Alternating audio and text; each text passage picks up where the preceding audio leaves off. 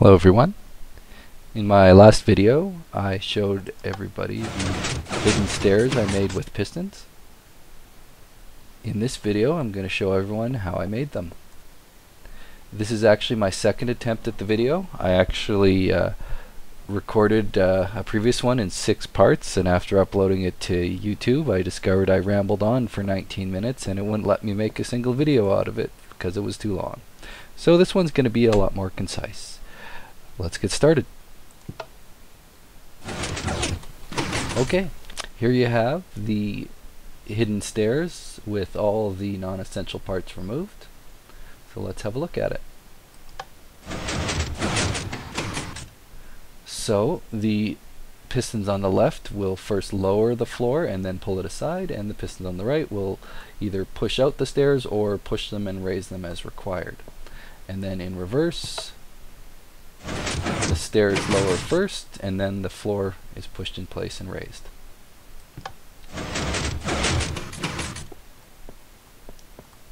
The system starts with 2 levers for obvious reasons, one at the top, one at the bottom. There's the top one up there, and they feed into an XOR gate. You're going to use an XOR gate anytime you want to control a device with 2 inputs, 2 levers.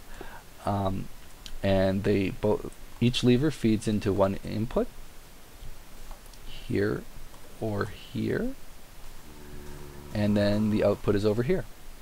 I'm going to provide a link which should give some more instructions on how XOR gates work. Once it comes out of the XOR gate, the power will then go into 2 AND gates. 1 and 2. This AND gate here is in charge of powering the pistons on the left. This AND gate is in charge of powering the pistons on the right. Now the way this works is I invert the power so that the side is either on or off, and vice versa. Now the trick to this system is, if you look there, the floor is currently raised, so it has to first pull down and pull out of the way. So when we cut the power, it will pull down and pull out of the way. And then when we give power to the stairs, they will push over and raise. So I need the system, in every case, I need it to lose power first before it attempts to power the other mechanism, because if you're not careful, it might try and do things out of order and bad things will result. So the way I accomplish this is I use the AND gates. Now the way they work is, in order for power to be coming out of the AND gate, both inputs need to be powered. Now in the case where this AND gate is currently powered, both inputs are powered and the output is powered, when I cut power to it, here's how it's going to work. The power is going to come this way out of the input from the XOR, and it's going to go here right away, and the moment the power goes from here to here, it's going to cut power. And the reason for that is both inputs are no longer powered, and the left side will lose power and retract. Now the other side, when power comes through here, it's going to go down this route quickly and this one will power. However, when the power goes through these redstone repeaters, which implement a slight delay in the signal, it will take longer for this AND gate to power up than that AND gate powers down. So in effect, this system here will retract the floor, and then when this powers up, it'll put the stairs in place, and I'll just show that to you right now. Just gonna make an alternate path to the switch here so that I can show you it up close. So again, this side will power down quickly, and then this side will power up slowly, relatively speaking. And there you go. And the same thing will happen in reverse now. If I flick the switch, this side will lose power quickly because the power will come down here and immediately shut off. And this side will gain power slowly because power will come in here, go here, and then it'll route through here through these redstone repeaters, which have quite a big delay on them. So it'll take quite a while to power on. And in this case, the stairs will now retract because they've lost power, and the floor will raise.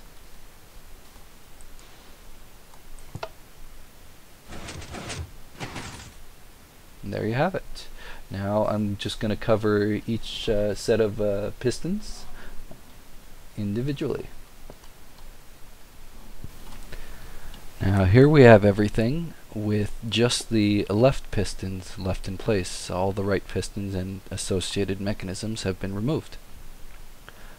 So if we just look at that, all we have is a floor that gets, lowered, pushed away, and then raised back in place. So let's have a closer look at that. Now the stair system and the floor system have a lot of similarities, but both of them, when they come out of the AND gate, the signal is then split into two. You have the one on the split here, which is in charge of powering the lower pistons, which are in charge of raising the floor, and the split here, over here,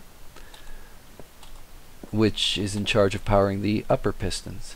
The only thing to note here is when the system is lowering, it's important that the lower pistons go first. So they have, in this case, they have to lose power first so that the floor will actually lower before the upper pistons try and pull it out of the way. So in order to accomplish this, the signal splits, and since the upper pistons have to go last, I've put some delays using redstone repeaters, several delays in fact. So they will definitely go last. So the signal going to the lower pistons goes first, so it goes up here. This one powers this piston here, then the signal comes through here and powers the second piston and third piston, and then the route through here will power the fourth piston. The reason I have to power it on this side instead of underneath is because there's stairs there and those don't move at all. I will sort of explain a little later why this one is powered up here instead of by a red torch under here. And that is the left pistons.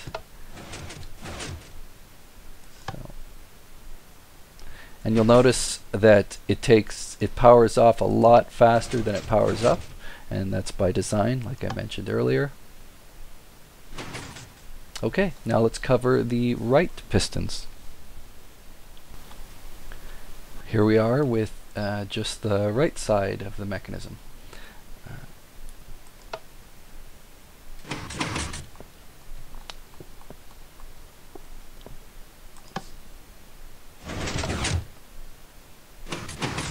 Okay, now this one is a little bit less complicated than the left side.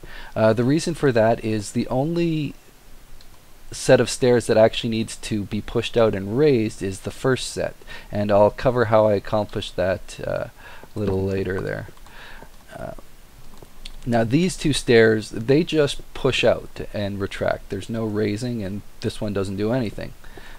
On the left side of the device, there was 4 sets of pistons because all 4 pieces of the floor had to lower and then pull out of the way.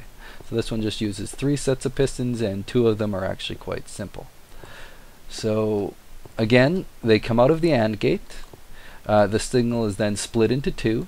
The power for the upper pistons, again, it has to be delayed because the lower section here, and it's only this one piston in this case, the lower power comes through here.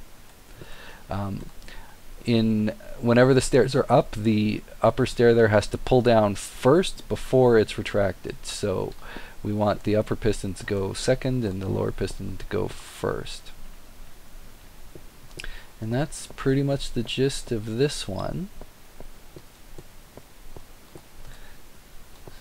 Let's have a look at that again.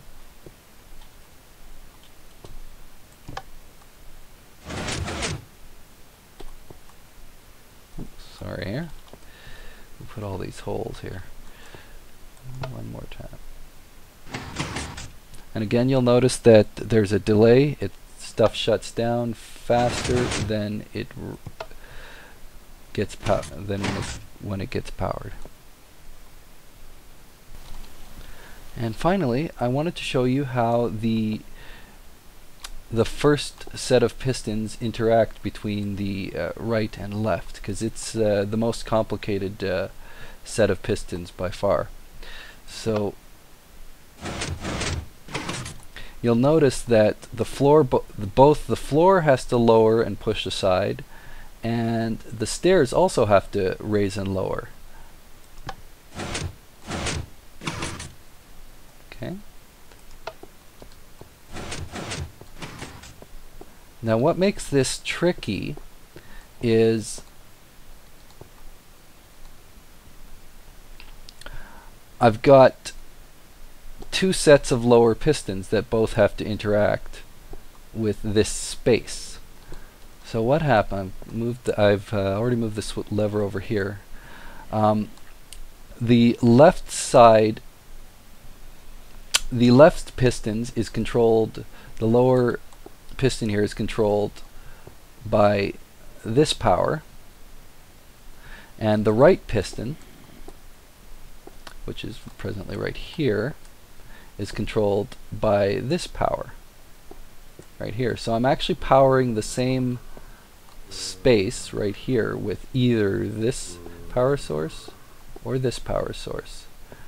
And the reason for that is because first the power has to be cut to this block so that the floor lowers, and then once it's pulled out of the way, we have to apply power again so that the other piston will raise. Now I'm sure there's a bunch of simple ways to do this, but this is what I came up with.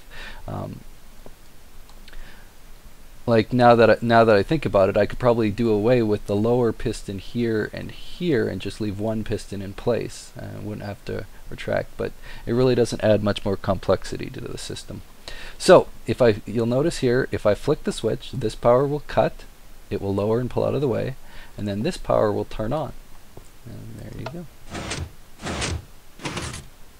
And that allows us to both lower the floor and raise the stair. And that's pretty much the gist of the system. To go over it again, just the important parts. I've got two levers that feed into an XOR gate, which is in charge of allowing two levers to control the device. The XOR gates then feed into two AND gates, which are individually in charge of providing power to either the left pistons or the right pistons.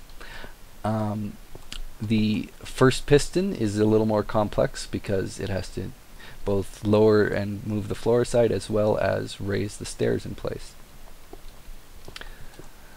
It's important that the lower pistons here will lose power before the upper pistons so that the appropriate parts will lower before the upper pistons attempt to pull them out of place.